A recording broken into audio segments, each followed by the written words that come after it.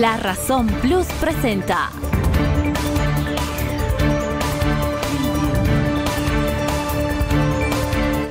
La Razón Radio, una manera distinta de contar las noticias y marcar el ritmo de ellas. Actualidad, entrevistas y comentarios.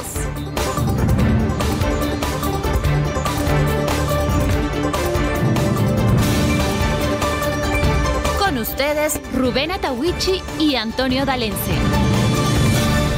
Sí, estamos en contacto con Pamela Tarifa, ella es responsable regional de la gestora pública. Vamos a darle seguimiento a esto que causa interés público por cómo se están disponiendo sus aportes a la gestora pública, cómo está las la jubilaciones, ¿no? Las transferencias de las AFPs a la gestora pública. Ya va una semana desde la gestión total de las AFP o del Sistema Integrado de Pensiones por parte de la gestora pública. Así es, le vamos a dar la cordial bienvenida como siempre. Entonces, Pamela, ¿cómo está? Buen día. Bueno, en realidad la gestora pública está dando cumplimiento a las fechas establecidas para el inicio total de sus operaciones.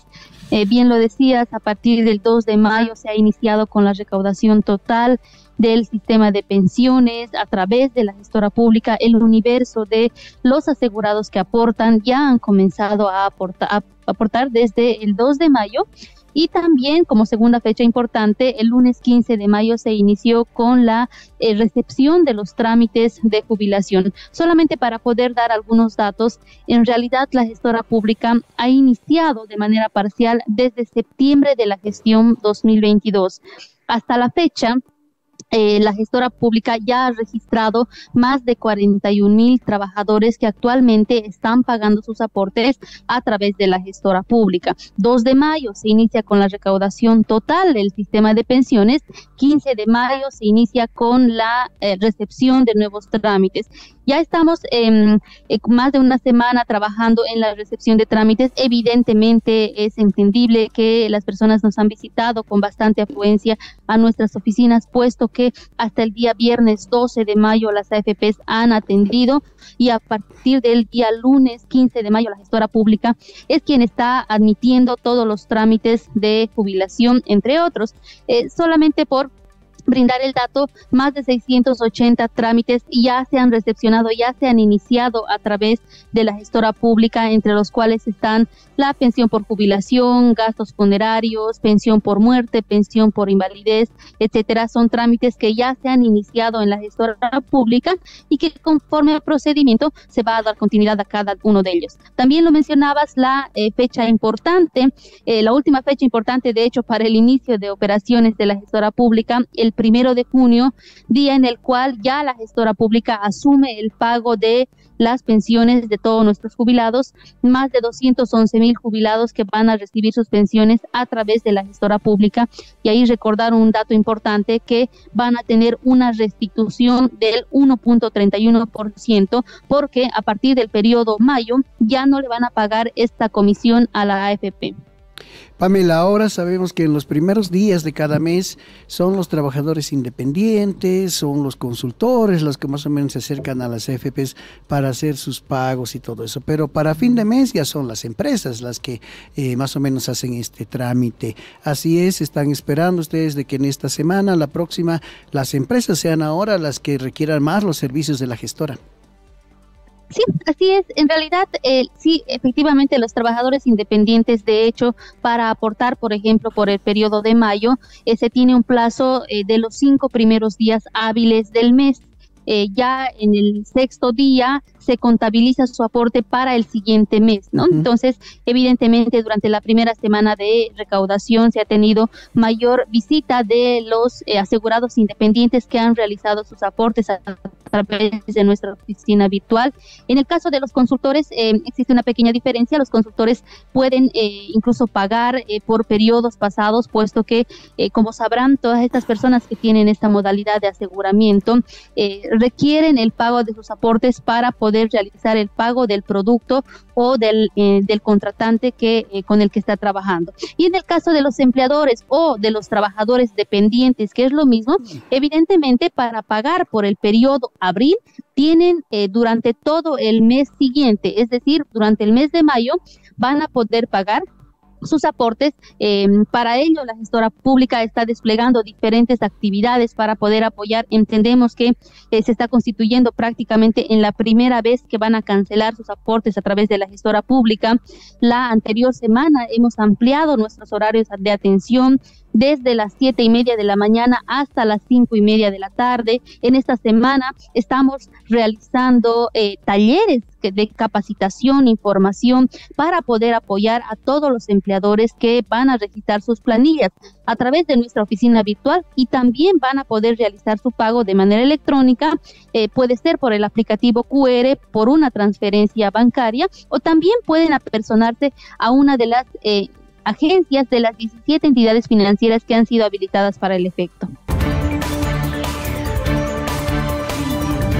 A esta hora de la mañana ya estamos en contacto con Samantha Nogales. Ella es diputada de Comunidad Ciudadana por Cochabamba.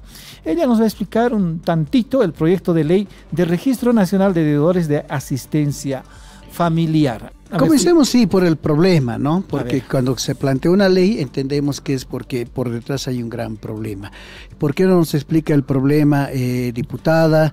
¿Qué cantidad? Si es que hay datos también de padres de familia que de repente no cumplen con su función esta de esta responsabilidad que tienen con los hijos. Explíquenos la magnitud del problema, por favor, para empezar la entrevista. Sí, bien, lo que tú decías es fundamental, que para intentar solucionar algo. Diputada, tenemos problemas de conexión. Mayor cantidad de familias monoparentales. En ese sentido... A ver, diputada, vamos a rogarle, por favor, que nos repita sus primeros conceptos. Tenemos problemas en la comunicación. Adelante, diputada. ¿Nos escucha, diputada? Creo que... Sí, vamos a restablecer la comunicación. Sí, tenemos problemitas. Ella se encuentra en Cochabamba. En Cochabamba, sí, vamos a restablecer la comunicación, amigos, porque es importante lo que decíamos, Rubén, y seguramente nos lo va a explicar bien la diputada, porque el criterio siempre de una ley es que por detrás hay un gran problema. Claro, ¿no es cierto? Sí. Por eso me parece una buena iniciativa. Claro, te cuento, por eso Antonio. tenemos, por ejemplo, una ley de jubilación, amigos, porque, bueno, el problema era que los viejitos llegaban y no tenían cómo sostenerse, en fin. Tenemos una ley de protección a los niños porque se maltrata a los niños, tenemos una ley de protección a las mujeres porque se maltrata, en fin. Diputada, ahora estamos en contacto y ya está todo limpio. Por favor, si volvemos a explicar el problema. Sí, mil disculpas, me he movido a un lugar con mayor señal. Bueno, les decía que en Bolivia es uno de los países en la región, junto a Perú y Colombia, donde las familias monoparentales tienen la mayor cantidad de familias monoparentales en la región. Y de esas familias monoparentales, el 80% está a cargo de las madres y el 20% de los padres. En ese sentido, creo que es importante empezar aclarando que esta ley no va en contra de los padres u hombres, sino que va a favor de las niñas, niños y adolescentes que se ven desprotegidos con el tema de su asistencia familiar, ya sean hombres o mujeres quienes tienen que dar la asistencia familiar. Creo que es importante aclarar ese punto. No está dirigido solo a padres, sino también a madres irresponsables que incumplen con esta necesidad básica de las niñas, niños y adolescentes. Otro tema importante, que de estos 10 padres o madres que dan pensión, que deberían dar pensión, solamente 2 dan pensión en nuestro país. Eso es alarmante. Eso quiere decir que 8 niños o niñas están totalmente desamparados por el progenitor o progenitora que no está al cuidado. En ese sentido es una cifra alarmante porque no es el 20% de casos que solamente reciben esta pensión alimenticia. En ese sentido, nosotros ante esta preocupación y ante varias denuncias que hemos recibido de parte de padres y madres que están al cuidado, hemos decidido implementar este proyecto de ley que en países vecinos ha funcionado de una manera muy buena. Hace muy poco se ha aprobado un proyecto de ley muy similar en México, donde también hemos tenido algún tipo de conversaciones e insumos para ver cómo se podría aplicar. Obviamente Bolivia es otro contexto, Bolivia es un contexto con características distintas y nosotros hemos adaptado a las características bolivianas, donde inclusive la cifra es mucho mayor que otros países que ya tienen esta ley. Ahora, ¿cómo se ha trabajado esta ley, este proyecto de ley, diputada? en el país. Comunidad Ciudadana seguramente ha socializado con algunas instituciones. La vemos constantemente a María Galindo, por ejemplo, pelear porque los padres irresponsables paguen sus pensiones a los niños. A ver, ¿qué insumos ha podido conseguir usted como diputada proponente o la comisión que trabaja este proyecto? Sí, mira, hemos realizado como una primera propuesta, por así decirlo, un primer borrador del proyecto de ley, donde lo que hemos hecho en esta etapa estamos precisamente en eso, en hablar con los medios de comunicación, en enviar a las instituciones, en mostrar en las redes sociales, para que haya una retroalimentación de la población, de la sociedad, de quienes están implicados, ya sean padres, madres, familias, jueces, abogados y demás. Entonces, justamente ahora nos está llegando muchos insumos para mejorar la ley, porque se trata de que sea una ley sólida, una ley legítima y una ley lo mejor posible elaborada. En ese sentido estamos perfeccionando ya la ley. Esta semana y la anterior nos han llegado muchas observaciones, muchas sugerencias, pero lo más importante es que nos ha llegado muchísima aceptación de cientos y cientos de personas que se han visto por años perjudicadas ante la ausencia de esta pensión hacia los niños, niñas y adolescentes, y en ese sentido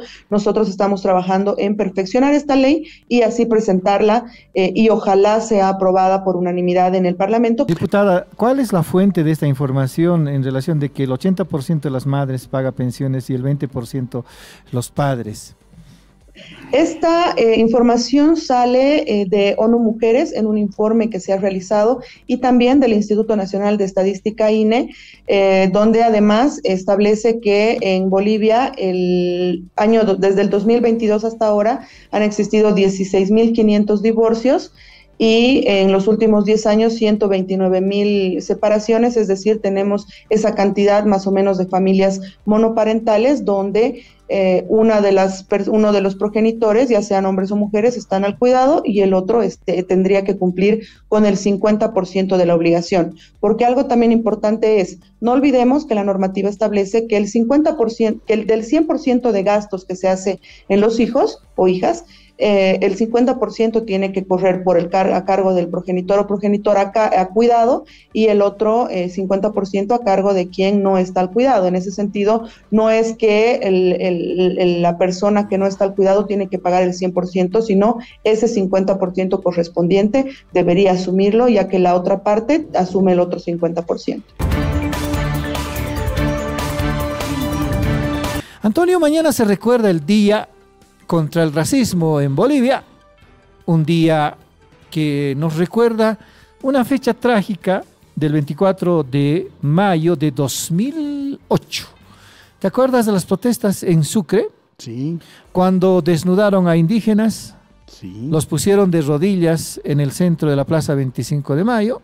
Fue un acto como de si racismo, no fueran ellos de Chuquisaca. Sí, sí, claro que lo recordamos. Contundente, lo hemos visto nosotros por televisión, lo han visto nuestros hermanos chuquisaqueños. Por esa fecha, el Estado, a través del gobierno, ha declarado el 24 de mayo de todos los años como Día contra el Racismo. Vamos a hablar con Ibar Villarroel, él es funcionario del Viceministerio de Descolonización, con quien vamos a hablar en los siguientes minutos. Buen día, director. Le saludamos a Antonio D'Alencia y Rubén Atawich. ¿Cómo está? Como muy bien se anunciaba, el día de mañana, 24 de mayo, se conmemora un acontecimiento histórico lamentable, oscuro, podríamos decirlo, para Bolivia, en el cual se ha flagelado, se ha vejado, se ha restringido los derechos de varios hermanos campesinos en un momento y un contexto de alta polarización política, pero que sin embargo se ha generado una violencia a sus derechos, ¿no? Entonces, para que nunca más ocurran estos tipos de hechos, es que efectivamente se ha declarado Día Nacional contra el Racismo y Discriminación, en el cual obliga a las instituciones públicas, al sistema educativo en general, a realizar acciones, eventos de reflexión, de concientización, para poder compartir reflexiones justamente y prevenir este tipo de situaciones en cualquier contexto en Bolivia. El director, buen día, Antonio le saluda.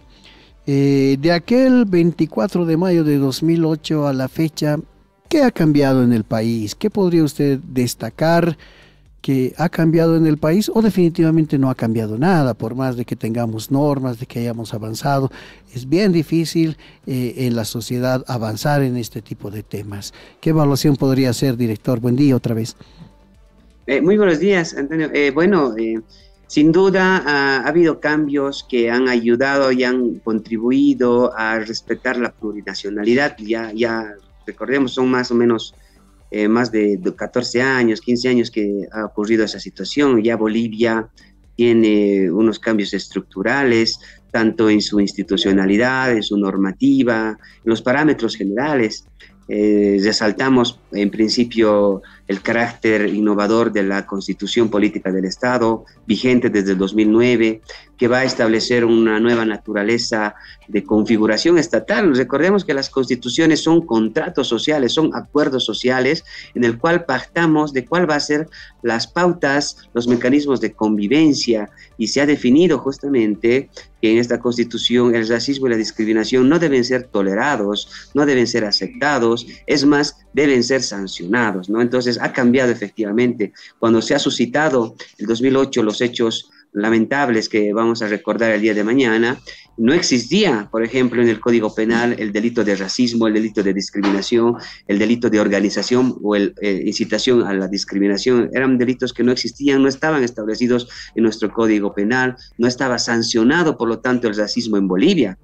Ahora, obviamente, a partir de la Constitución y de manera específica con la Ley 45 contra el racismo y toda forma de discriminación, ha incluido estos tipos penales, se ha incluido también como faltas disciplinarias para los servidores públicos y se ha establecido una estandarización, es decir, las normas nacionales, los procedimientos nacionales, el Código Penal, las instituciones han establecido mecanismos y se han adecuado a los estándares internacionales para la protección de los derechos humanos. Son avances significativos que tenemos en Bolivia y podemos graficar de manera muy específica aquel ejemplo donde se prohibía antes a las personas que puedan ingresar a los restaurantes, bares, hoteles, porque se permitía y se daban el lujo incluso los dueños de los locales a poner letreros que decía se reserva el derecho de admisión. Entonces toda aquella situación sin duda ya no existe ahora, es más, ahora deben los locales incluir un letrero que diga todas las personas son iguales ante la ley. Entonces se ha creado mecanismos e instancias de protección de los derechos y es importante justamente indicar aquello. ¿Tenemos desafíos? Por supuesto que sí, no se ha erradicado porque es un tema estructural que debemos trabajarlo en el ámbito de la educación, que se está trabajando efectivamente en el ámbito de la educación, en el ámbito de la prevención, en el ámbito de la comunicación. Entonces es un tema que va y trasciende a muchos sectores y a varios ámbitos. Ya estamos en contacto con Santa Cruz, al otro lado de esta línea Zoom. Se encuentra Bernardo Montenegro, él es asesor de la alcaldía de Santa Cruz. Ayer nos sorprendió los datos que ofreció en conferencia de prensa Bernardo. A ver, el hermano de la exalcaldesa Angélica Sosa fue investigado y se encontró en su propiedad 233 inmuebles valuados en 199 millones de bolivianos, además de 16 vehículos. ¿Por qué se denuncia este hecho, Bernardo? 233 inmuebles bajo firma del hermano de la exalcaldesa Angélica Sosa, Vicente Sosa. ¿De dónde provienen esos fondos con los que compró estos bienes y además de los 16 vehículos? A ver, lo que llama la atención y enciende las luces en este caso y por qué el municipio está solicitando la ampliación en el caso Prestín por el delito de legitimación de ganancias ilícitas, es a raíz de que en las últimas semanas, con la apertura de investigación en el caso Banco Fácil, la ASFI detecta movimientos sospechosos en el caso del señor Vicente Sosa Arreaza. Y casualmente estos movimientos millonarios sospechosos se dan justamente en el último periodo, llamémosle así, cuando la señora Angélica Sosa ya es alcaldesa, y sobre todo enciende mucho las luces que el último periodo de movimientos sospechosos justo se corta cuando ella deja de ser alcaldesa, es decir, en mayo del 2021. Entonces, lo que hace presumir que estos recursos podrían ser parte de lo sustraído y robado a las arcas del municipio, lo cual está siendo investigado en los diferentes procesos que se tiene contra la exalcaldesa Angélica Sosa, es decir, el caso contratos, el caso ítems, casos BRT, caso vertedero y caso Prestín. Entonces, a raíz de esto se empieza a buscar el tema de qué bienes tendría este señor Sosa Arreaza.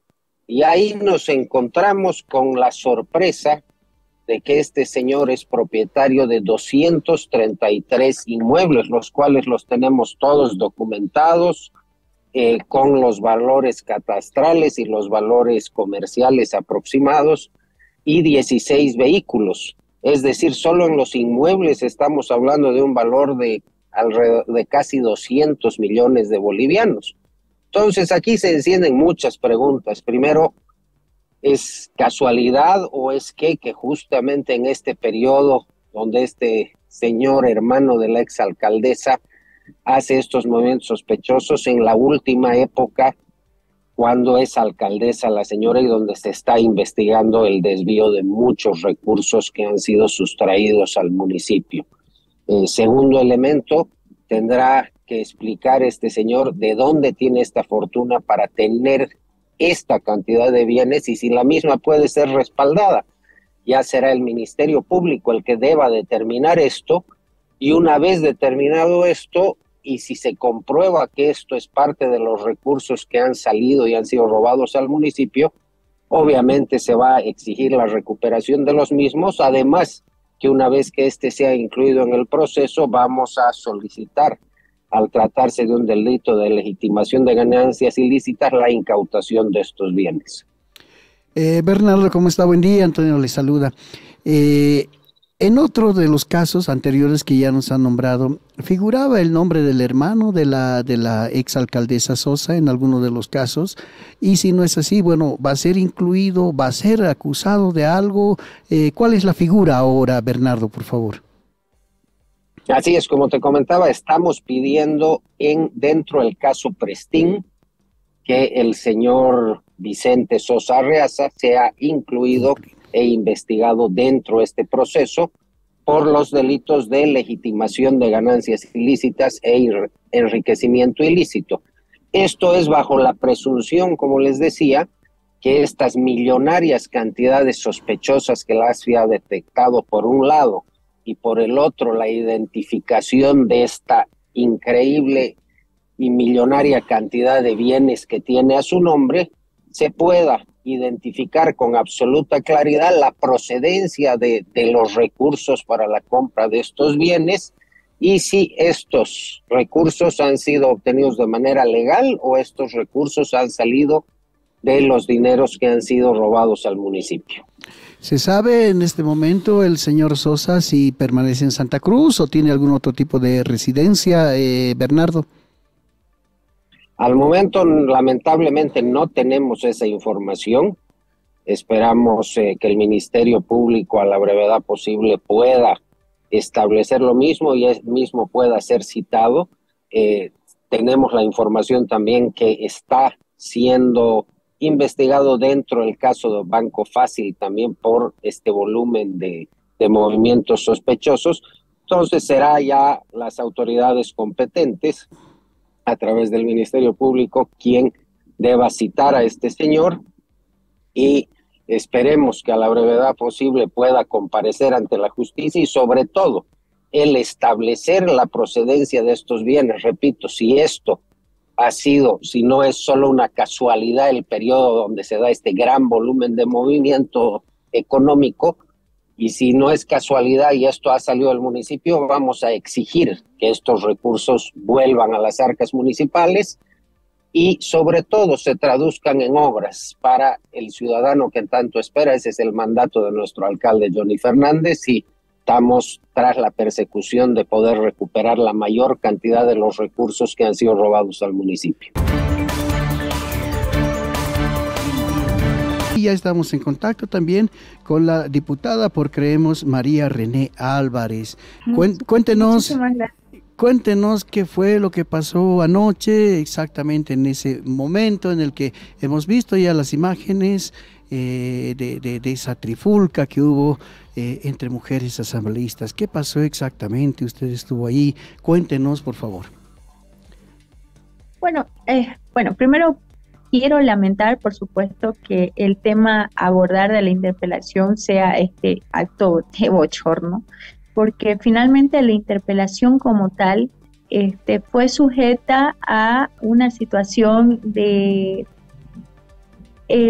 esquivar cada una de las preguntas que se realizó, porque este funcionario de Estado, en todo caso el interpelado, que era el representante del Ministerio de Gobierno, no respondió a cabalidad a ninguna de las preguntas que estaba enmarcada en las situaciones irregulares que derivaron al secuestro de la primera autoridad electa del departamento de Santa Cruz, el doctor Luis Fernando Camacho.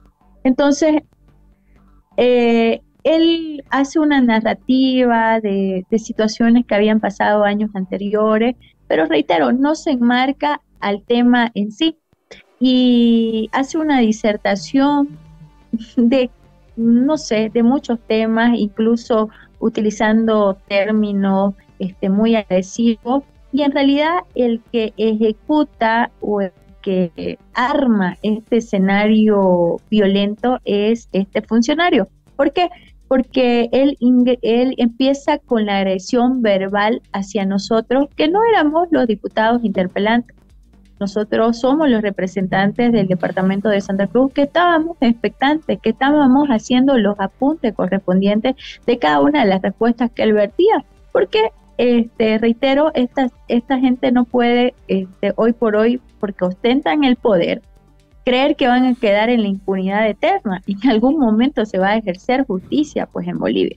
Entonces, él empieza a agredirnos a nosotros, a los parlamentarios de la bancada de Creemos de Santa Cruz, cuando nos dice: ustedes son los representantes de los maleantes del departamento de Santa Cruz, ustedes son los representantes de los violadores, de los pedrastas, un sinnúmero de insultos a vista y paciencia, y con la aprobación, por supuesto, del mismo presidente de la Asamblea Legislativa, es decir, del señor David Choquehuanca, donde mínimamente él le tenía que poner un alto y decirle: oiga, usted vino aquí a responder una interpelación, no vino a lanzar insultos, no vino a lanzar improperios, no vino a insultar al representante de un departamento que, dicho sea de paso, en este caso el departamento agredido por parte del gobierno central en el abuso desmedido que se ejerce en las fuerzas cuando hacemos las protestas pacíficas en el departamento. Entonces, esta misma situación que vivimos en Santa Cruz se traspoló, si quiere usted, aquí en la Asamblea Legislativa. Porque ¿qué podíamos hacer si no nos daban el derecho a tomar la palabra por alusión? Porque él específicamente nos estaba agrediendo a nosotros. Entonces, agarramos los carteles, ya cansados de tanta agresión, nos dirigimos hacia la testera de manera totalmente pacífica, como siempre lo hemos hecho, para poder pues demostrar la violencia que se estaba ejerciendo en ese momento contra los presos políticos, que no se daba respuesta además de la situación como tal de nuestro gobernador, y bueno, defendiendo siempre lo que es los principios de democracia y libertad, de manera totalmente pacífica. Cuando no supimos en qué momento las diputadas masistas se acercaron y empezaron a agredirnos ya de manera física, o sea, ejercer violencia de manera física a las parlamentarias que estábamos ahí en ese momento. De manera personal, yo recibo agresión primeramente cuando yo estoy con mi letrero y 3 veces me lo rompen en la cara de este funcionario, del representante del Ministerio de Gobierno. Entonces, me lo rompen ahí, y siendo que ellos, estando viendo esta situación irregular, reitero, el presidente no hace un alto y dice: por favor, O sea, respetemos, no, continúan, porque ya ellos lo tenían organizado, además, este grupo de choque que nos tenía que agredir. Que dicho sea de paso, esto fue lo que se vio y el país vio en la Asamblea Legislativa, dentro de la Asamblea Legislativa, pero afuera, en las afueras de la Asamblea Legislativa, habían grupos de choque que este funcionario del Ministerio de Gobierno había llevado, también seguramente para agredirnos. Entonces, ahí es donde se inicia los golpes por parte, no la logro identificar porque la verdad la veo iguales a todas las parlamentarias masistas que estaban ahí, pero empezó de manera desmedida a lanzar así, o sea, agredir de manera totalmente desmedida, y estaba descontrolada la señora. Entonces, y bueno, en eso terminó, y terminó en ovación, en un reconocimiento que le hicieron a este señor, los masistas, porque no podemos pues negar que se unifican cuando se trata de atropellar la democracia dentro de la misma Asamblea Legislativa, cuando se tratan de tratamientos de leyes que van en contraposición de las garantías constitucionales de los ciudadanos, de las libertades, y bueno, un sinnúmero de atropellos que ya ustedes también han llevado la cuenta, ¿no? No es primera vez que pasa esto dentro de la Asamblea Legislativa.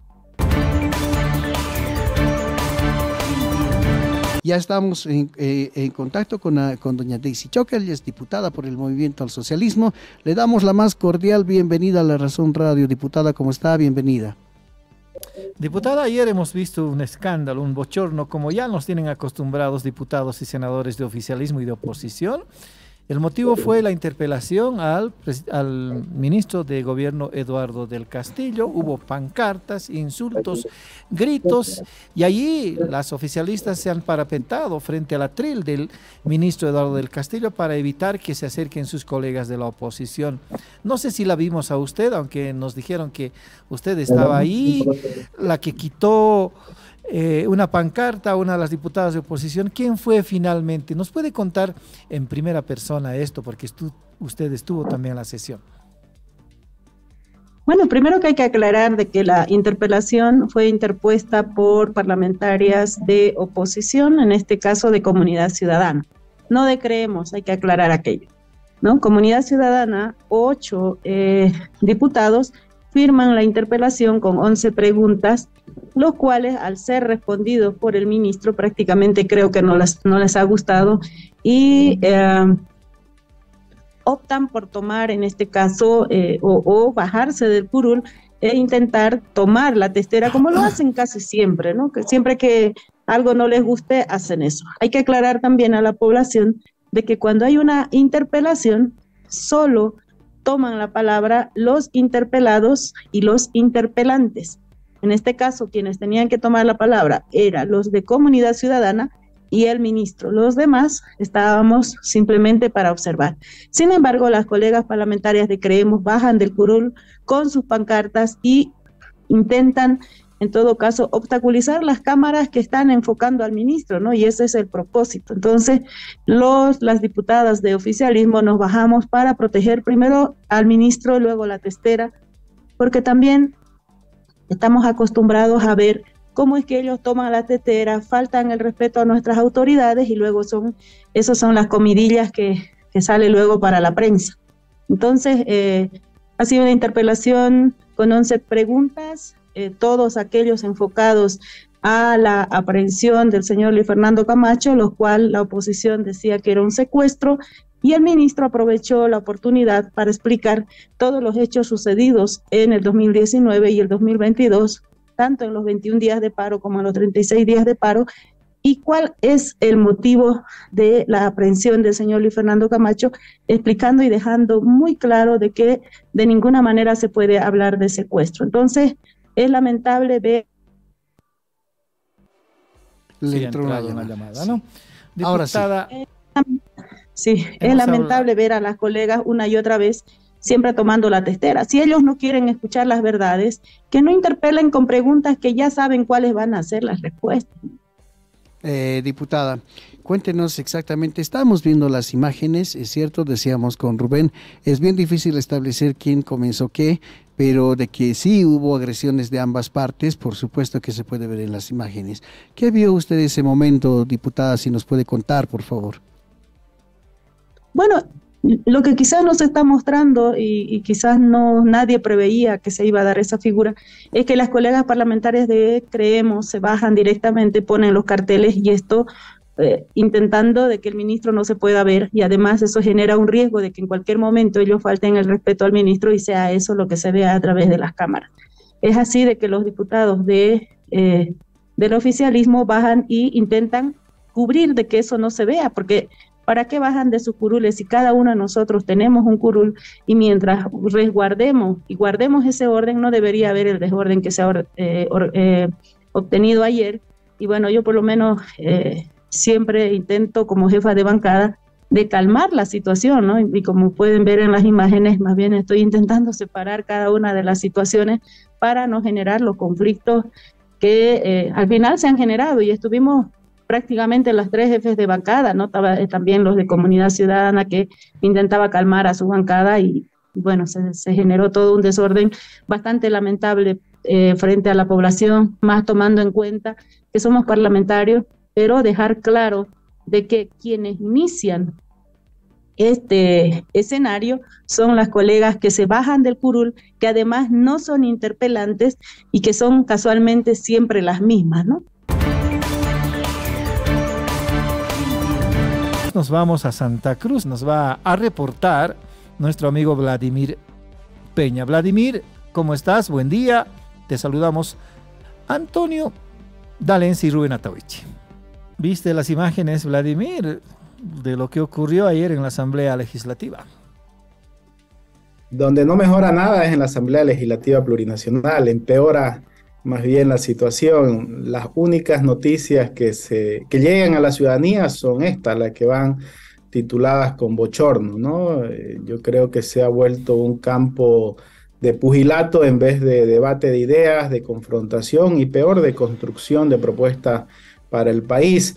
Y en esto ya no se salvan ni oficialistas ni opositores, ¿no? Ya no importa de qué lado están. El ridículo es de tamaño tan grande que engloba al conjunto de la Asamblea Legislativa Plurinacional, y yo creo que el vicepresidente del país, como presidente nato del Congreso, como responsable, el principal órgano del país, donde supuestamente tendríamos que estar representados todos los bolivianos, tiene que encarar una reforma profunda sobre el sentido de nuestra Asamblea Legislativa, sobre cómo se va a debatir, cómo se transmiten las propuestas, cuál es el lenguaje pedagógico hacia la ciudadanía. No puede ser que lo único que nos brinden sea insultos, gritos, violencia, enfrentamiento. Yo creo que la sociedad boliviana está cansado de estos políticos que piensan que las instituciones son simplemente para resolver sus temas personales. Ahora, cierto, en la historia de los congresos siempre hubo bochornos. ¿Te acuerdas del Polilla López que se trenzó con otro colega suyo? ¿Te acuerdas del puñetazo del ex senador del Movimiento al Socialismo, Escobar? Son varios, ¿no? Sí. Son varios los casos en los que la Asamblea Legislativa nos ha dado este tipo de espectáculo. Pero entre mujeres, no recuerdo. La verdad creo que esta es la... Sí, ayer fue entre mujeres. Creo que es la primera vez que entre el mujeres. Bochorno. Y esto fue a raíz de la interpelación al ministro Eduardo del Castillo por la detención violenta del gobernador Luis Fernando Camacho, el 28 de diciembre de 2022. Lo habíamos contado de esa manera. Sí, fue un operativo gigante para la detención, para la aprehensión del gobernador de Santa Cruz. Esto ha generado también movilizaciones en Santa Cruz. Vladimir, si nos puedes comentar, por favor, esta información. Antes, Rubén, yo creo que esto es un síntoma de deterioro de nuestra democracia tan preocupante que, si bien comparto que han habido episodios a lo largo de estos 40 años de democracia en el Congreso, Asamblea Legislativa Plurinacional, de enfrentamiento, golpes, insultos, tomas, forzar decisiones a través de la presión social y otras cosas que no son propias de una democracia, pero lo que ha pasado en este último tiempo es la recurrencia a este tipo de actitudes. Hace unos meses atrás fueron unos senadores, anteriormente otros, entonces se está volviendo una práctica común esto de enfrentarse entre parlamentarios, y sucede lo que estamos viendo. La noticia es el bochorno, la vergüenza, el ridículo, la falta de ideas, la carencia de argumentos, y ya no lo importante que era interpelar al ministro de gobierno por lo que yo considero un exceso de parte del Estado, una actitud arbitraria de parte del gobierno en la detención del gobernador Camacho. Eso pasa lamentablemente a un segundo plano. Mientras alguien está siendo lacerado en sus derechos humanos, el Parlamento, en vez de darle respuesta democrática a la gente, lo que hacen es enfrentarse entre un bando y otro bando y distorsionan todo lo que se discutía en la Asamblea Legislativa Plurinacional. Sobre el tema de Santa Cruz y la pregunta, dos cuestiones fundamentales. La primera, si bien ha habido movilizaciones, creo que estas están focalizadas ya al entorno de Creemos y a la gobernación. Inclusive han salido ahí algunos audios que obligaban a los trabajadores de la gobernación a aportar, a asistir a estas movilizaciones que se están haciendo alrededor de las instituciones judiciales cada vez que hay una audiencia del gobernador Camacho. Yo creo democráticamente tienen derecho a protestar, me parece bien, pero ya cada vez eso es más reducido porque obviamente hay un desgaste, el tiempo pasa, la gente ve que no hay una posibilidad de salida pronta, los hechos de violencia también de alguna manera desaniman a la ciudadanía a seguir por lo menos mostrándole de manera pública su apoyo al gobernador. Esto, sin embargo, no quiere decir que la gente en Santa Cruz haya cambiado de opinión. Yo creo que en eso mantiene una opinión que fue un acto abusivo, un acto de revancha del gobierno nacional, que la detención, más allá del hecho de fuerza y todo lo demás, se debió a una actitud del gobierno y no a un procedimiento judicial. Y creo que esta carga de procesos y procesos que ha habido es también muy típico de parte de los gobiernos del movimiento al socialismo, que a los opositores, para que sigan en la cárcel de manera preventiva, de forma indefinida, le aumentan los procesos para que otros juzgados vayan acumulando las detenciones preventivas y no salgan. Entonces, yo creo que el gobernador Camacho fue detenido de forma arbitraria y ilegal. Como cualquier boliviano tiene el derecho a la defensa, pero su caso, como otro, demuestra que la justicia en el país está parcializada, que es instrumental a quien está en el poder, como fue con Murillo, como fue con los gobiernos de Evo Morales y como hoy lamentablemente está haciendo en el gobierno de Arce. Nos contaba Vladimir, por favor, quisiera que nos detalle las movilizaciones a favor de Camacho contra las acciones judiciales en contra del gobernador. No son auténticas, nos quiere decir, cuando les obligan a los funcionarios a movilizarse. Yo diría ahí, Rubén, ya no son masivas como fueron al principio, ya se están reduciendo al entorno de Creemos y la gobernación, y adicionalmente a eso han aparecido audios donde funcionarios jerárquicos de la gobernación obligan a los funcionarios a acudir a estas manifestaciones. Entonces, ¿qué podemos deducir? Primero, lamentablemente ha habido una fisura dentro de lo que llamamos la institucionalidad cruceña, básicamente comité cívico, alcaldía, gobernación, universidad, sectores productivos del departamento, institucionales, profesionales, todo eso que se engloba generalmente dentro del paraguas del comité cívico, temporalmente en el comité interinstitucional, por unos u otros motivos, creo yo, más por cuestiones personales de liderazgo y de agendas individuales, se ha fragmentado. Entonces hay una división, la gobernación ha cargado contra el comité cívico ha tomado un poco de distancia sobre esta situación. Entonces ese es un factor también que obviamente incide sobre el carácter de las medidas de protesta a favor del gobernador Camacho, y cada vez el discurso de Creemos tan polarizante, tan radical, hace que la gente también vea con un poco más de distancia esta situación. Pero, insisto, esto no significa que se cambie la opinión de Santa Cruz o mayoritariamente del pueblo cruceño, entiendo yo, sobre los abusos, el atropello, la detención ilegal del gobernador Camacho. Ayer sorprendió en Santa Cruz la aprehensión de un concejal de Comunidad Ciudadana. En realidad se llama Comunidad Autonómica, cuya alianza también es con Comunidad Ciudadana. Se trata del concejal Morón, Federico Morón, quien ha sido aprehendido por un caso que en 2021 estaba siendo investigado acerca de cobros irregulares para la dotación de ítems. Cobraban, según las investigaciones, dinero a personas que quisieran conseguir trabajo en la alcaldía de Santa Cruz. ¿De qué se trata este caso?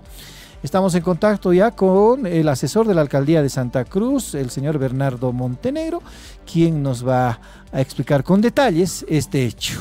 Cuéntenos, Bernardo, ¿cuáles son los antecedentes de este caso? Ayer ha sido detenido el concejal Morón.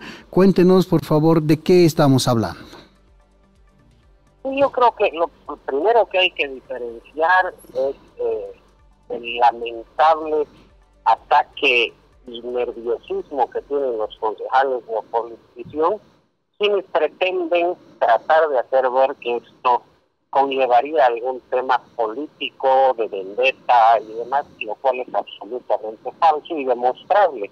¿Por qué le digo falso y demostrable? Porque el caso por el que ha sido detenido, primer elemento, que es un caso que ha sido abierto de oficio por el Ministerio Público por tema de cobros irregulares por gente de la bancada de Comunidad Autonómica.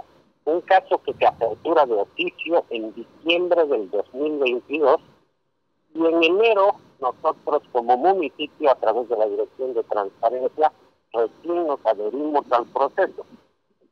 Solo con ese antecedente se cae de que es un tema político iniciado por el municipio. Segundo elemento es la propia gente de Comunidad Autonómica la que denuncia estos cobros irregulares, mismos que han sido demostrados a través de transferencias bancarias, de cobros por QR, y posteriormente, ante esta denuncia que se empieza a investigar, es que salta además que la gente de Comunidad Autonómica habría estado cobrando por venta de ítems. Ahí hacemos un paréntesis, la gente dirá, ¿cómo si Comunidad Autonómica no está a cargo del municipio? ¿Qué es lo que pasa? Y es que se denunció también ya hace más de un mes. Hubo un acuerdo con Comunidad Autonómica para llevar adelante una mejor gestión. Este acuerdo conllevaba además una otorgación de 90 espacios entre ítems y contratos para que ellos puedan designar a la gente y se lleve adelante una mejor gestión en coordinación con la otra bancada que forma parte del Consejo. Desde ahí que vienen todas estas denuncias de la propia gente que ellos pedían que se contrate, a la cual se le había estado cobrando de manera irregular, y segundo, que se habría estado cobrando por dar estos espacios, es decir, vendiendo estos ítems o contratos. Entonces, la investigación es la que arroja todo esto, y bien esto, como le digo, desde diciembre del año pasado. Entonces, es realmente irrisorio que salgan los concejales hoy a decir que esto es una vendetta, porque el concejal Morón habría denunciado en los últimos días un tema sin pies ni cabeza contra supuestamente el alcalde, y que a raíz de esto se da esta detención. Absolutamente falso. El Ministerio Público, para nuestro gusto, inclusive está demorando mucho en todas estas acciones, pero bueno, es un tema que compete meramente al Ministerio Público, quien está haciendo su trabajo en base a las pruebas, a declaraciones, a movimientos bancarios, a muchas de las evidencias que se colectan en todo tipo de procesos como este. Bernardo, cuéntenos entonces ahora en qué estado está la investigación de este caso, si hay otras personas, otros concejales tal vez o funcionarios del consejo que estarían implicados. ¿Qué datos hay más sobre esto, Bernardo, por favor? Mira, esta es una investigación, como le digo, que la está llevando adelante el Ministerio Público. Nosotros nos hemos adherido, conocemos los actuados hasta la fecha esperamos que se pueda ir de una manera mucho más ágil. Ya hay una persona que estuvo detenido un tiempo, el señor Mendoza, en este momento está con medidas sustitutivas, está con detención domiciliaria, y ahora también está el concejal Morón. Esperemos que haya, y todas las personas que estén involucradas en esto sean citadas y sean cauteladas. Lo que sí me ha llamado mucho la atención, y lo vengo diciendo desde ayer, es la actitud que han tomado y el nerviosismo que tiene el señor Gary Áñez, así como el concejal Medrano. Lo único que se puede explicar o entender de ese nerviosismo es que, sabiendo por ahí que han hecho una u otra cosa mal, estén nerviosos de ser los siguientes que puedan estar en una situación similar, pero eso al final será la justicia la que determine qué es lo que va a pasar. Nosotros como municipio lo único que hacemos en este y en otro caso, sea de gente del municipio, sea del consejo, sea donde sea, es cero tolerancia a la corrupción, eso por mandato del alcalde Johnny Fernández, y vamos a pedir en cualquier caso que actúe con la mayor celeridad y transparencia. Ayer en Santa Cruz hubo movilizaciones contra la intervención del Banco Fácil por parte de los trabajadores de esta entidad, que ha sido cerrada por cuestiones, ya que saben ustedes, de mala administración financiera. También en La Paz hubo movilizaciones contra la Autoridad de Supervisión del Sistema Financiero, ASFI. A estas entidades los empleados les piden el cumplimiento de pagos devengados de salarios, además de los finiquitos en caso de que resultasen despedidos, porque en este momento la cartera del Banco Fácil ha sido cooptada, asumida por 9 bancos, y hay conflictos. Ayer hubo movilizaciones, gasificación. Para eso estamos en contacto con la diputada Daisy Choque. Ella atendió la demanda de los trabajadores de Fácil. ¿Qué acuerdos hay? ¿Qué posibilidades hay de viabilizar una eventual solución al problema? Antonio Dalense está en contacto con la diputada. Decíamos en la introducción, diputada, como parte de todo este escándalo que se armó en relación al intervenido Banco Fácil, bueno, quienes más perjudicados han resultado, pues son los trabajadores. Estamos hablando de más de 4.500 personas en todo el país. Ayer hubo movilizaciones, ellos están presionando porque quieren también cobrar su sueldo, seguramente quieren saber qué va a ser de sus beneficios sociales. En fin, ayer hubo movilizaciones. Usted estuvo con ellos, diputada. ¿Qué resultados de esa reunión podemos contar? Adelante, por favor. Bueno, primero de que la situación de lo del Banco Fácil, si bien no es culpa del gobierno ni de los funcionarios, ¿no? Ahora mismo van saliendo ya los nombres de desvíos de dinero y demás, pero como usted lo decía, hay partes perjudicadas. A un principio, el interventor, en este caso el licenciado Colodro, ha buscado dar certidumbre a los ahorristas, ¿no? Y ya eso prácticamente, me atrevo a decir que de alguna manera está solucionado, cada persona ya está yendo a su nuevo banco, no hay tanto conflicto con eso. Lo que sí ha quedado pendiente es el tema de los funcionarios, que son aproximadamente 4.500, y ayer, me pillé de sorpresa yo el bloqueo. Como autoridades, pues no podemos desviar y pasar sencillamente, sino más bien ayudar a buscar soluciones, y dentro de ello hemos hecho las gestiones necesarias. Primero llamamos a la ASFI porque no entendíamos de quién dependía solucionar ese problema, y nos dijeron que teníamos que hablar con el interventor. Llamamos al interventor y bueno, después de un rato de diálogo y demás, logramos agendar una reunión en la cual estuvimos juntamente al defensor del pueblo, la defensora del pueblo aquí en Santa Cruz, con los funcionarios del Banco Fácil, con el Ministerio de Trabajo y el interventor, para poder ver cómo es que se le va a dar solución a ellos, ¿no? Primero había que darle certidumbre, cuál es su situación de ellos. ¿Siguen siendo funcionarios? ¿Están despedidos? ¿Van a quedarse? ¿Se van a ir? Bueno, hay muchos detalles que se tiene que ver con ellos, incluyendo, ¿no?, las deudas que ellos tienen también, que les va a perjudicar luego en el tema laboral, porque entendemos que ellos más que nadie tienen que estar limpios para poder entrar a otro banco y no pueden estar declarados como si se hubieran retrasado con alguna deuda. Y bueno, todo aquello lo hablamos, y a partir del día martes se va a iniciar a hacer mesas de trabajo conjunto con la presencia de la representación, en este caso de los funcionarios del Banco Fácil o del Banco Fácil intervenido, le diremos así, para ver todos los mecanismos posibles para solucionar el tema, primero, de los sueldos, que es algo urgente, porque ya se les debe de abril y también ya estamos terminando mayo. Luego, para ver cuál va a ser su futuro de ellos, porque al ser tantos, hablaban que solo los cajeros son más de 1000 y lógicamente no va a haber banco alguno que lo pueda absorber a todos.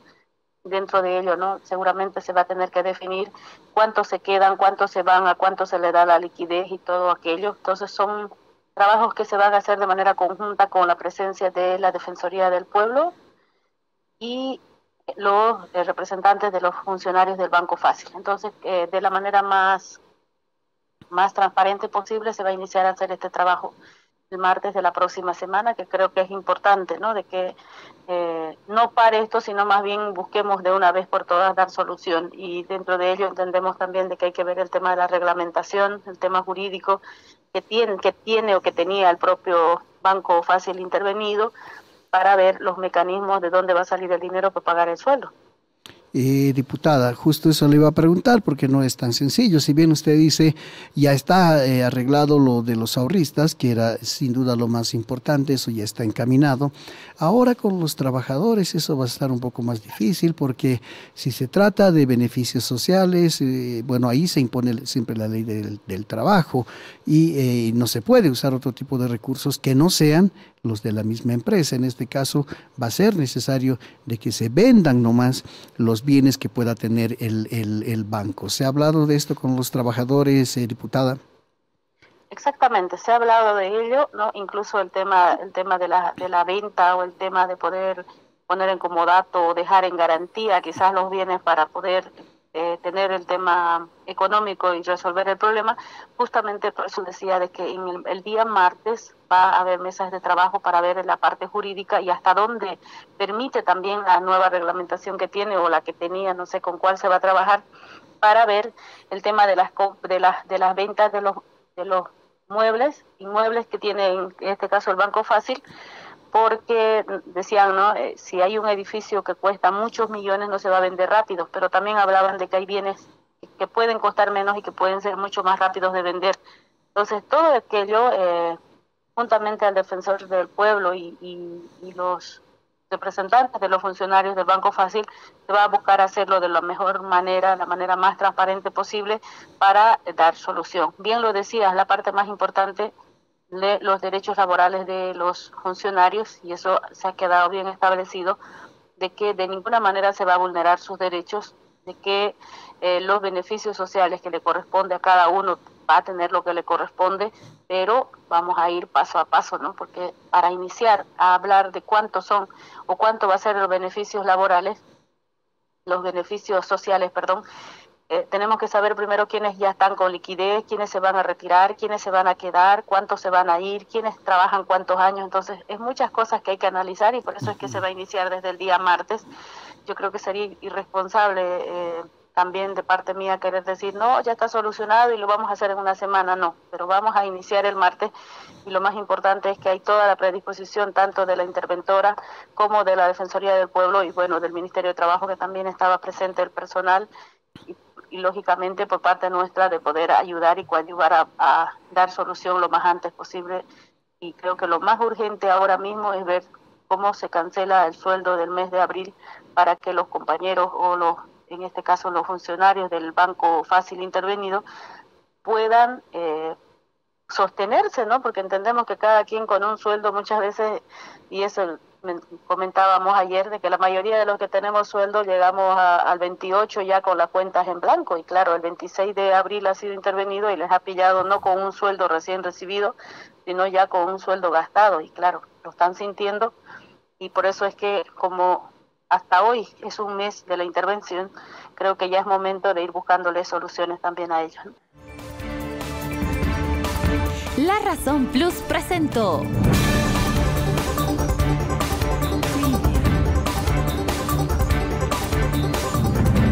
La Razón Radio, una manera distinta de contar las noticias y marcar el ritmo de ellas. Actualidad, entrevistas y comentarios.